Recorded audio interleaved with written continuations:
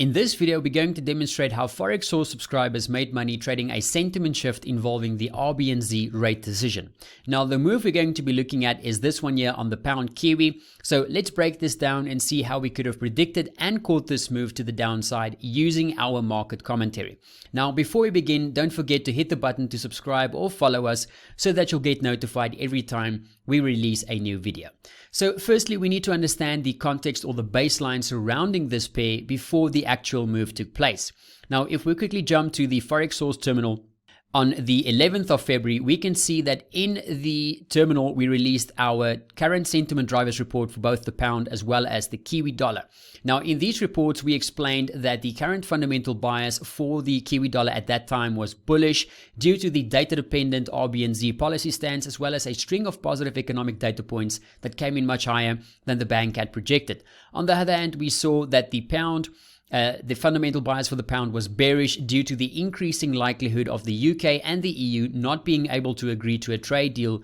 before the December 2020 transition deadline. Furthermore, we also saw that the Kiwi dollar was also supported in the short term as the market was in a strong risk-on tone due to some dissipating fears regarding the impact of the coronavirus. Now, once this baseline was in place, the next step is to identify the type of breaking news that would generate the biggest market moving shift. So for this, we can also go back to the Forex Source terminal in the currency research tab and open up the week ahead top trading opportunities report. Now, looking at that report in a little bit more detail, we highlighted that the RBNZ meeting for that week had the potential to create some great trading opportunities due to the fact that some market participants were expecting the bank to move away from their strong easing bias and take on a more neutral stance, while others were expecting the bank to stick to their easing bias due to the potential threat of the coronavirus on the economy. Now, also in the report, we highlighted and explained what specific things to look for in the RBNZ statement that could see a potential dovish or hawkish sentiment shift. Now, we explained that a hawkish sentiment shift would include the bank taking a more neutral stance by moving away from a lower expected interest rate, by taking up or talking up recent positive data points, and also talking down the impact of the coronavirus and viewing it as having a more short-term negative impact on the overall economy. So now that we had all of that in place, the next step was to look for the trigger. In other words, the actual sentiment shift that took place that we were waiting for. So for that, we can go back to the terminal and look at the 12th of February,